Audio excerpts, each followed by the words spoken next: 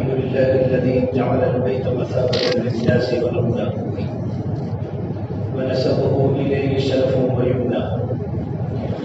أشهد أن لا إله إلا الله وحده لا شريك له، وأشهد أن سيدنا وسندنا ومولانا محمدا عبده ورسوله صلى الله عليه وعلى آله وأصحابه وبارك وسلم تسليما كثيرا كثيرا.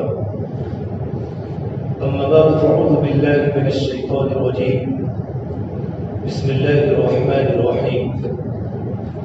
وأذن في الناس بالحج يأتوك رجالا وعلى كل ضامر يأتين من كل فج عميق ليشهدوا منافع لهم. وقال النبي صلى الله تبارك وتعالى عليه وسلم: الحاج والعمال وفد الله، إن دعوه أجابهم وإن استغفروه غفر لهم، أو كما قال النبي صلى الله تبارك وتعالى عليه وسلم. میرے محترم پیارے بھائیوں،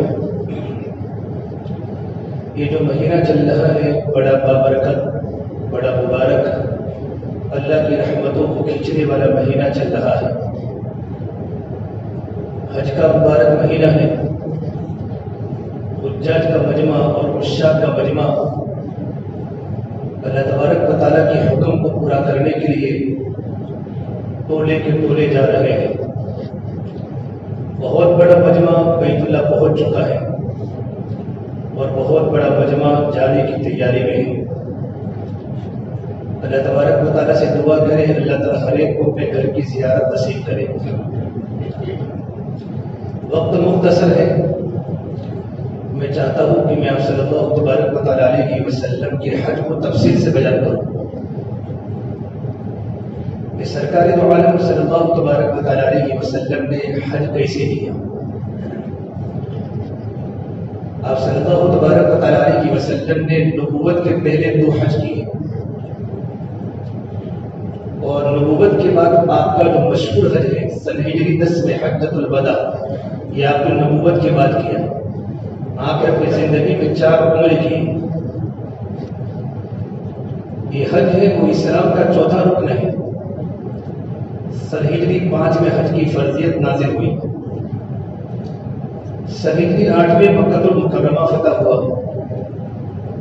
آپ صلی اللہ تبارک تعالیٰ علیہ وسلم نے حضرت عتاب بن حسین کو آپ نے حج کا امیر بنا کر، نائب الامیر بنا کر آپ نے مکہ روانہ فرمایا سن ہجری 8 میں.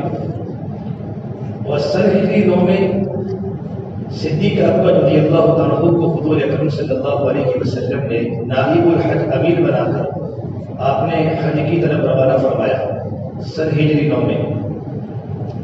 اور پیچھے سے حضرت علی کو بھیجا کہ وہاں جانے کے بعد آپ سورہ برات کا اعلان کر دیں کہ آج کے بعد کوئی انسان برہنہ طواف نہیں کرے گا، ننگا طواف نہیں کرے گا، اور کوئی مشرک مکہ المکرمہ میں اس کے بعد کبھی گھس نہیں سکے گا. سن ہجری 10 میں آپ صلی اللہ تبارک و تعالیٰ علیہ وسلم نے حج کا اعلان کیا کہ میں حج میں جا رہا ہوں. تو مختلف قبائل ادھر سے ادھر 12,000 کا مجمع مدینہ میں جمع ہو گیا. 25 ذوالقعدہ بروز ہفتہ ظہر کی نماز آپ نے مدینہ منورہ میں پڑھی. اس کے بعد آپ نے احرام کی 2 چادریں پہنی. آپ نے نیت نہیں کی، اپنا کرتا نکالا، اپنا تہبند نکالا اور آپ نے احرام کی 2 چادریں پہنی. آپ نے خوشبو لگائی، آپ نے سر میں تیل ڈالا، کنگھی کی. اس کے بعد آپ 12,000 کے مجمع کو لے کر آپ پہنچے ذوالحلیفہ جو مدینہ والوں کی میقات ہے. مدینہ منورہ سے حاجی ذوالحلیفہ پر جا کر احرام باندھتے ہیں. آپ ذوالحلیفہ پہنچے تو جبرائیل آئے کہ اللہ کے نبی صلی اللہ تبارک و تعالیٰ علیہ وسلم اللہ تعالیٰ فرماتے ہیں میرے نبی کو کہو یہ پاکیزہ وادی ہے، آپ اس میں قیام فرما دیں. آپ نے وہاں عصر، مغرب، عشاء، فجر اور ظہر 5 نمازیں آپ نے ذوالحلیفہ میں ادا کی. ظہر کی نماز کے بعد آپ نے پھر سے دوبارہ خوشبو لگائی. احرام کی چادر ہے، نیت نہیں کی. بدن پر خوشبو لگائی. آپ کے بال یہاں تک تھے اس وقت تو آپ نے بالوں میں گوند لگایا. آپ نے اپنی مانگ میں خوشبو لگائی, سر میں تیل ڈالا. آپ کی زلفیں تھی واللیل اذا سجا, نبی آپ کی زلفوں کی قسم. پھر اللہ کے نبی صلی اللہ تبارک و تعالیٰ علیہ وسلم نے احرام کی نیت کی. نیت کرنے کے بعد آپ نے حج کی نیت کی. لبیک حجۃ لبیک لا شریک لک لبیک. آپ نے صرف حج کا احرام باندھا.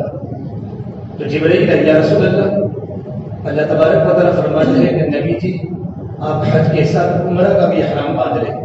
آپ نے پھر حج قران کا آپ نے احرام باندھا. اللہم انی ارید الحج والعمرہ فیسرہما لی وتقبلہما منی. اللہ میں حج اور عمرے کا ارادہ کرتا ہوں, آسان فرما, قبول فرما. پھر آپ صلی اللہ تبارک و تعالیٰ علیہ وسلم اپنی قصبہ اونٹنی پر آپ بیٹھے اور جیسے اونٹنی نے اپنا سر اونچا کیا آپ نے تلبیہ پڑھا لبیک اللہم لبیک. اور جیسے اونٹنی نے آپ کے سر کو نیچا کیا تو آپ نے پھر کہا لبیک اللہم لبیک. آپ ذوالحلیفہ سے آپ آئے مقام ملل پر. ذوالحلیفہ میں رات گزاری. 25 ذی القعدہ کو نکلے بروز ہفتہ اور آپ آئے ملل. ملل کے بعد آپ پہنچے روحا. روحا ایک جگہ ہے, کنواں ہے جہاں 70 نبیوں نے قیام کیا ہے. میرے نبی نے وہاں ایک رات گزاری. اب روحا سے آئے اجر. اجر سے آپ آئے پسایا اور پسایا سے آپ آئے آپ صلی اللہ تبارک و تعالیٰ علیہ وسلم ابوا جہاں آپ کی والدہ کی قبر ہے. صحابہ 12,000 کا مجمع حضور کے ساتھ چل رہا تھا سڑک پر اور آپ نے کہا ٹھہرو میں آتا ہوں. آپ کو اپنی والدہ کی یاد تازہ ہو گئی اور آپ پہاڑوں میں چلے گئے اکیلے اکیلے. نئے صحابہ کو تو پتا ہی نہیں تھا, نیا علم تھا, لیکن پرانوں کو پتا تھا کہ آپ اپنی اماں کی قبر پر جا رہے. ابوا میں ابھی مکہ گیا تھا, ابھی حج رمضان میں سب دیکھ کر آیا.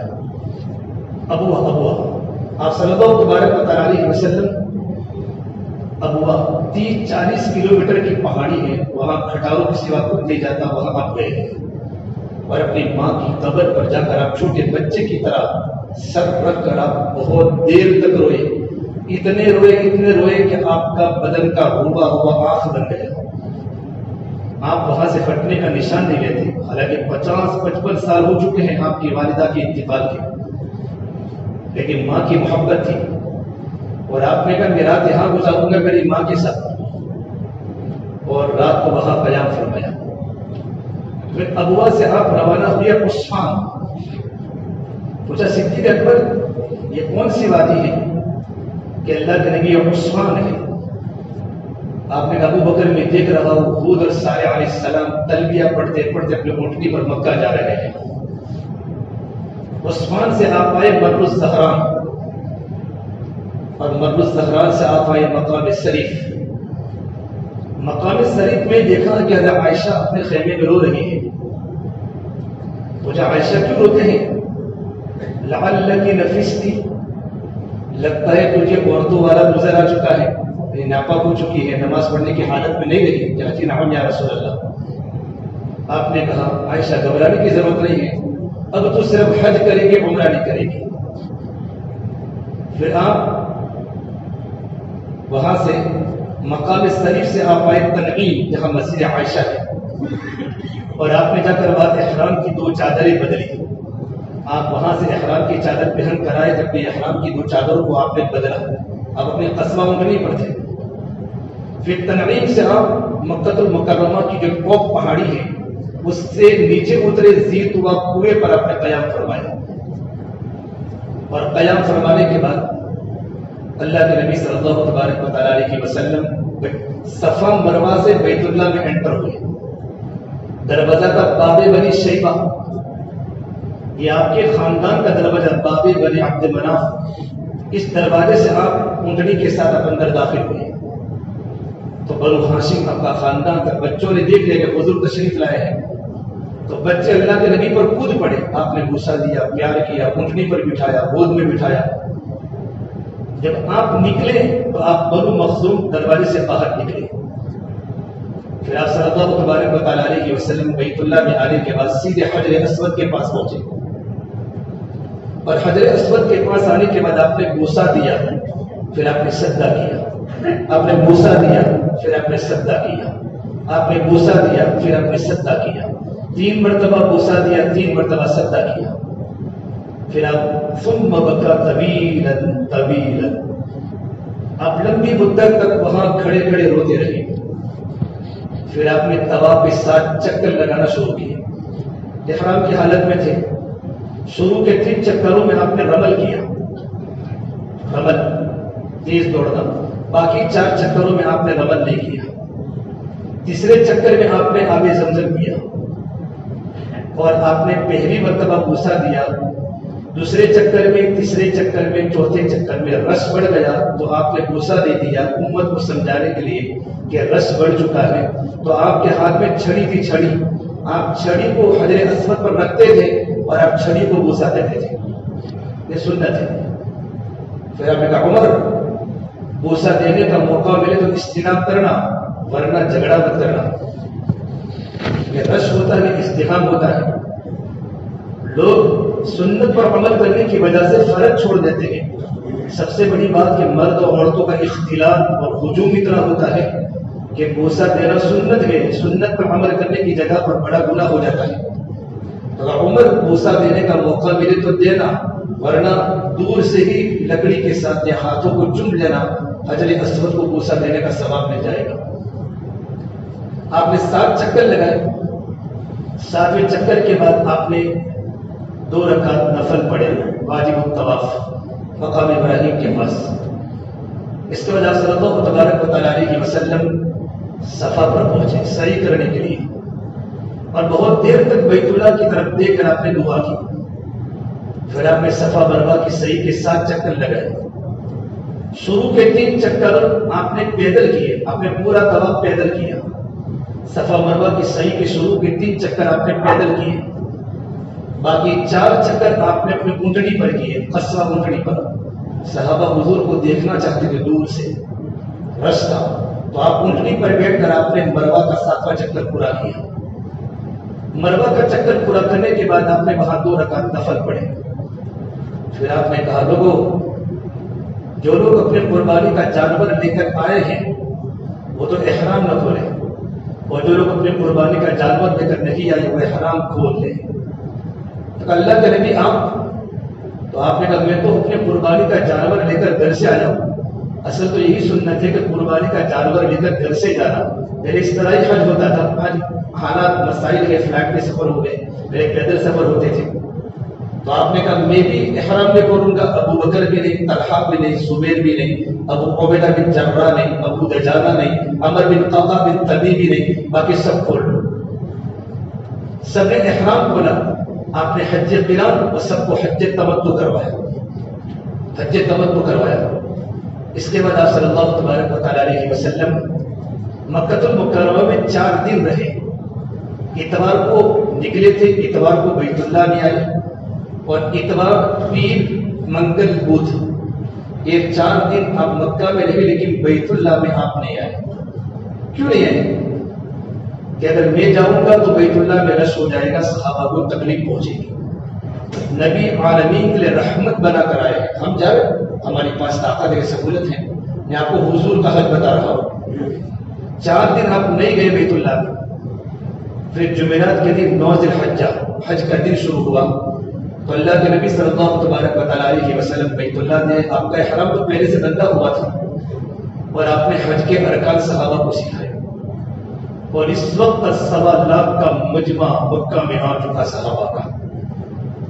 آپ وہاں سے سیدھے مینا میں پہنچے، 8 ذی الحجہ مینا میں، اور مینا میں جانے کے بعد مسجد خیف کے پاس، مسجد خیف کے نیچے 70 نبیوں کی قبریں ہیں، آپ کا وہاں خیمہ بنوایا مسجد خیف کے پاس، اور آپ صلی اللہ تبارک و تعالیٰ علیہ وسلم کی اونٹنی کے پیچھے حضرت اسامہ بن زید سوار تھے۔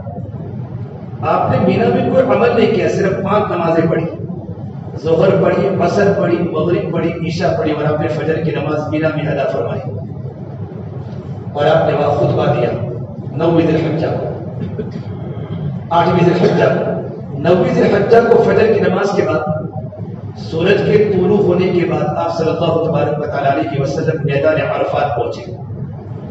آپ کی اونٹنی کے پیچھے اسامہ ہے، آپ اسوا اونٹنی پر ہیں، سوالہ صحابہ کا مجمع ہے. آپ زوال کے پہلے وہاں پہنچ چکے تو آپ نے وہاں جا کر آرام فرمایا. مسجد نبویہ کے پاس آپ کا خیمہ تھا، مسجد نبویہ کے پاس آپ نے وہاں قیام کیا. سرخ کلر کا چمڑے کا خیمہ آپ کا لگوایا، اس میں آپ نے قیام فرمایا. اور جب زوال کا وقت ہوا تو پوچھا بلال زوال کا وقت ہو چکا ہے کیا؟ ہو چکا ہے. تو آپ نے غسل کیا، پانی بہایا. گرمی تھی، اپریل مئی کا مہینہ تھا، اور آپ صلی اللہ تبارک و تعالیٰ علیہ وسلم نے پھر خطبہ دیا. جمعہ کا دن تھا، آپ نے خطبہ دیا. آپ کا خطبہ 10-15 منٹ کا خطبہ، 3 دن آپ نے خطبہ دیا. 9 ذی الحجہ کو، 10 ذی الحجہ کو، 11 ذی الحجہ کو. ان خطبے میں آپ نے صرف بندوں کے حقوق کی بات کی، اللہ کے حق کی کوئی بات نہیں کی. پہلی بات فرمائی میں آپ کے سامنے ترجمہ کرتا ہوں جو میرے نبی نے خطبہ دیا. 1.25 لاکھ صحابہ کا مجمع تھا. آپ نے کہا لوگوں، جس طرح کعبۃ اللہ محترم ہے، یہ مہینہ محترم ہے، یہ دین محترم ہے، اسی طرح ہر مسلمان کا جان، ہر مسلمان کا مال، ہر مسلمان کی عزت ایک دوسرے کے لیے قابل احترام ہے. کوئی کسی کی عزت پر حملہ نہ کرے، کوئی کسی کے مال پر حملہ نہ کرے، اور کوئی کسی کی جان پر حملہ نہ کرے. پھر آپ نے کہا اے لوگوں، میں آپ کو وصیت کرتا ہوں ہر ایک انسان اسے ہر ایک کے خون کو معاف کر دے. میں اپنے تایا کے بیٹے ربیعہ بنت ایاز بنت ہاشم بن عبد المطلب کے خون کو معاف کرتا ہوں جن کو بنی حذیل نے قتل کیا تھا. آپ بھی ہر ایک کے خون کو معاف کر دیں، اب پیروں تلے خون کو دبا دیں.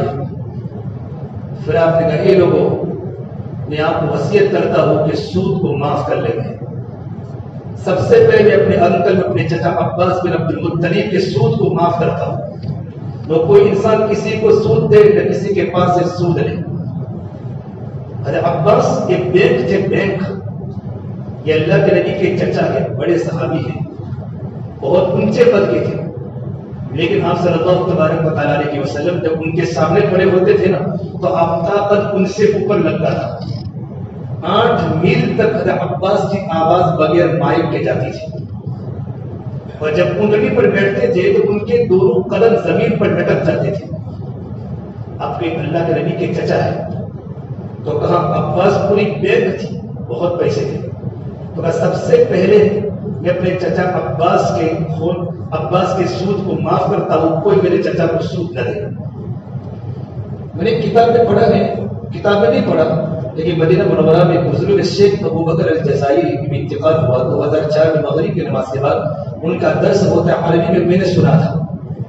یوں فرمایا اللہ کے نبی صلی اللہ تبارک و تعالیٰ علیہ وسلم نے یہ کہا کہ عباس کا سود میں معاف کرتا ہوں. تو عباس نے کہا اللہ کے نبی میں اپنا اصل پیسہ بھی معاف کرتا ہوں. سود تو سود، میں اصل رقم بھی واپس نہیں لوں گا. اس قربانی پر اللہ تبارک و تعالیٰ نے ان کے خاندان بنو عباس کو 524 سال تک حکومت کرنے کا اللہ نے موقع دیا. اور لوگوں سود پر پیسے کسی کو نہ دیں. پھر آپ نے کہا لوگوں میں عورتوں کے بارے میں وصیت کرتا ہوں، عورت پر ظلم نہ کرے، کمزور مخلوق ہے. پھر کہا میں اپنے غلاموں کے بارے میں وصیت کرتا ہوں کہ غلاموں کو تکلیف نہ دے، غلاموں پر ظلم و زیادتی نہ کرے. اگر تمہارا غلام کام نہیں کرتا اس کو بیچ دے. آج کل تو غلام کا زمانہ نہیں ہے، نوکر کا زمانہ ہے، تو نوکر کو فارغ کر دے لیکن نوکر پر ظلم نہ کرے. پھر آپ نے کہا لوگوں دنیا کو ترجیح دوں گے تو منتشر ہو جاؤ گے، دین کو ترجیح دوں گے تو مطمئن ہو جاؤ گے. پھر آپ نے آخر میں فرمایا لوگوں کل قیامت کے میدان میں اللہ کے سامنے پھر نبی کو رسوا مت کرنا. ایسے کوئی کام کر کے مت آنا کہ مجھے سارے نبیوں کے سامنے اپنے منہ کو نیچا کرنا پڑے. یہ آپ کے خطبے کے کلمات تھے. خطبہ مکمل ہوا جمعہ کا. پھر اللہ کے نبی صلی اللہ تبارک و تعالیٰ علیہ وسلم نے مسجد نبویہ میں ظہر اور عصر اکٹھی پڑھائی. 1 اذان 2 تکبیر، آپ نے ظہر عصر اکٹھی پڑھائی. اس کے بعد اللہ کے نبی صلی اللہ تبارک و تعالیٰ علیہ وسلم جبل رحمت کے دامن میں آپ پہنچے اور آپ نے وہاں جا کر اللہ کی حمد و بیان کرنا شروع کیا. اور 5 گھنٹے اونٹنی پر سوار ہو کر گرمی کے موسم میں 5 گھنٹے مسلسل اپنے امت کے لیے دعا فرمائی. آج کتنا بھی حاجی وہاں چلے جاؤ، 1 گھنٹہ آدھا گھنٹہ دعا کر کے تھک جاتا ہے گرمی میں. آپ کنکڑی پر ہیں، ایک نہیں، سر کھلا ہے، نہ کچھ کھایا ہے نہ کچھ پیا ہے. 5 گھنٹے آپ نے جبل رحمت کی داخل میں اپنے امت کے لیے دیر تک دعا فرمائی. صحابہ فرماتے اللہ کے نبی یوں دعا کرتے، آپ کے 2 ہاتھ دکھتے تو 1 ہاتھ سے مانگتے، کبھی اپنے ہاتھوں کو اونچا کرتے، کبھی اپنے ہاتھوں کو نیچا کرتے، یہاں تک کہ ہم نے آپ کی بغل کی سفیدی کو بھی دیکھ لیا. اب صحابہ سمجھے کہ اللہ کے نبی روزے ہیں کہ نہیں ہیں، پتہ نہیں چلا، کھانا نہیں کھایا، پانی نہیں پاتا. تو عباس کی بیگم فضل بن عباس، فضل ام فضل، اس نے اللہ کے نبی کو دودھ کا پیالے میں دودھ پیش کیا. آپ نے دودھ نوش فرمایا تو صحابہ سمجھے کہ اللہ کے نبی روزے کی حالت میں نہیں ہے. اسی وقت ایک صحابی اونٹنی پر تھے اور اچانک اونٹنی پر سے گرے اور وہی انتقال ہو گیا. میرے نبی نے فرمایا ان کو اسی احرام کے کپڑے میں کفن دے دو، چہرہ بھی کھلا رکھنا، حج کی پابندی میں ہے، سر کو بھی کھلا رکھنا. جب وہ آخرت میں اٹھیں گے تو لبیک اللہ لبیک کہتے کہتے اٹھیں گے. اب اس صحابی کے بارے میں فرمایا، پھر آپ نے کہا لوگوں یہ ہمارا فرمان اللہ پہلے آسمان پر فخر کر رہا ہے اور میرے تمام صحابہ کرام پر فخر کر رہا ہے، لیکن میرے عمر پر خاص فخر کر رہا ہے. اللہ تمہاری ہر دعا کو قبول کر رہا ہے. سورج غروب ہوا، سورج کے غروب ہونے کے بعد آپ صلی اللہ تبارک و تعالی علیہ وسلم 1.25 لاکھ مجمع کو لے کر آپ نے مغرب کی نماز وہاں نہیں پڑھی، حج کا رکن ہے، مزدلفہ میں پڑھنی ہے. سورج کے ڈوبنے کے بعد آپ جبل رحمت میدان عرفات سے آپ مزدلفہ کی طرف روانہ ہوئے اور مزدلفہ میں سفر میں دوران سفر میں آپ نے حاجت سے فارغ بھی ہوئے اور آپ نے وضو بھی فرمایا اور آپ عشاء کے وقت پہنچے مزدلفہ اور عشاء کے وقت میں آپ نے مغرب اور عشاء کو ساتھ میں پڑھائی. ایک اذان کے ساتھ ایک تکبیر کے ساتھ آپ نے مغرب پڑھائی، پھر آپ نے عشاء کی نماز پڑھائی. پھر اللہ کے نبی سو گئے. ایسے سوئے کہ آپ نے تہجد نہیں پڑھی. مزدلفہ کی رات میں آپ نے تہجد نہیں پڑھی. کیوں نہیں پڑھی؟ امت کو سبق دینے کے لیے. عرفات سے حاجی تھکا تھکا مزدلفہ میں پہنچتا ہے، 10ویں ذی الحجہ کو بڑے کام کرنے ہیں. اگر میں پڑھتا تہجد تو تمام صحابہ پڑھتے. اسے آپ نے آرام فرمایا، امت کے لیے آسانی کے لیے آپ کی زندگی میں تہجد دے گئے. آپ نے تہجد جان بوجھ کر چھوڑی اور فجر کے وقت آپ اٹھے تاکہ کوئی حاجی آج کے زمانے کا رش کتنا ہوتا ہے، بسوں کے تھکے ہوئے ساتھی حاجی جب مزدلفہ پہنچتے ہیں کوئی پرسان حال نہیں ہوتا. اگر میرا حاجی پوری رات سو جائے تو بھی اس کو سنت پر عمل کرنے کا ثواب مل جائے گا کہ تہجد نہیں پڑھی تو میرے نبی نے بھی نہیں پڑھی تھی. لیکن کوئی پڑھنا چاہے تو بڑے بندگی کرے، بندگی کی راتیں شب قدر کی رات کے برابر اجر ملتا ہے، کرنا چاہے کر سکتے ہیں. آپ تو امت کو سبق دینا چاہتے تھے. مزدلفہ کی رات میں آپ نے اعلان کیا کہ کمزور عورتیں اگر جانا چاہے رات کو 12 بجے کے بعد تو بینا جا سکتی ہیں. کمزور عورتیں، آپ کی بیویاں 3 چلی گئی، حضرت ام حبیبہ، ام سلمہ و سودا اور صدیق اکبر کی بیوی. یہ معروف عورتیں ہیں، غیر معروف عورتیں بھی چلی گئی اور رات کو چلی گئی. لیکن آپ نے فرمایا سورج کے طلوع ہونے کے بعد ہی آپ کنکری مت، اس کے پہلے آپ کنکری مت مارنا. آپ صلی اللہ تبارک و تعالی علیہ وسلم 10ویں ذی الحجہ، تیسرا ذی الحج کا سورج کے طلوع ہونے کے 15 منٹ پہلے آپ مزدلفہ سے روانہ ہوئے مینا کی طرف. آپ روانہ ہوئے، آپ نے اپنی اونٹنی کے پیچھے اسامہ کو آپ نے اتار کر آپ نے معاویہ بن ابو سفیان کو بٹھایا، قصوہ پر ہے. اور آپ صلی اللہ تبارک و تعالی علیہ وسلم جیسے مزدلفہ سے نکلے مینا، راستے میں وادی پڑی، وادی محصر، جہاں ہاتھیوں والا عذاب آیا تھا. آپ نے اپنی اونٹنی کو تیز چلایا کہ جلدی سے یہاں سے چلو، اللہ کا عذاب آیا تھا. آپ مزدلفہ سے آپ مینا پہنچے. مینا پہنچنے کے بعد گرمی بہت تھی، اونٹنی کی لکیر پکڑی حضرت بلال نے اور اسامہ بن زید نے آپ پر سایہ کیا ہوا تھا چادر کا. اور آپ صلی اللہ تبارک و تعالی علیہ وسلم نے آ کر وہاں جمر عقبہ کی رمی کی، بڑے شیطان کو اپنے ساتھ کنکریاں ماری اور کنکری مرنے کے بعد آپ واپس آئے. اور واپس آنے کے بعد آپ جیسے کہ تھوڑا کنکری ماری، کنکری مارنے کے بعد اپنے کمرے میں آئے اور آپ نے کہا قربانی کرنی ہے. پھر ایک بڑے شیطان کو کنکری کے بعد قربانی ہوتی ہے. اللہ کے نبی صلی اللہ تبارک و تعالیٰ علیہ وسلم نے قربانی کا ارادہ کیا تو آپ کے پاس 100 اونٹ تھے، 100 اونٹ کی قربانی، 63 اونٹ آپ نے اپنے ہاتھ سے قربان کیے اور 37 اونٹ حضرت علی نے قربان کیے۔ اونٹوں میں جنگ شروع ہو گئی۔ جب آپ نے لیا ہاتھ میں چھوڑا اور قربانی کرنے کا ارادہ کیا تو اونٹوں میں جنگ شروع ہو گئی کہ سب سے پہلے میں جاؤں اور اللہ کے نبی کے ہاتھ پر قربان ہو جاؤں۔ اونٹ کی اللہ کے نبی کی عظمت کو جانتا تھا، دوڑتے دوڑتے اونٹ آتے، اپنی گردن کو نیچے کرتے، آپ نہر کرتے، اونٹ ذبح ہو جاتا۔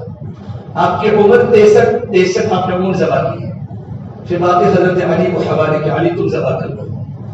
پھر آپ نے کہا علی ہر قربانی میں سے ایک گوشت کی بوٹی لے کر بیگ میں ڈالو اور کھانا پکاؤ۔ پھر اللہ کے نبی صلی اللہ تبارک و تعالیٰ علیہ وسلم نے قربانی والا عمل ہوا۔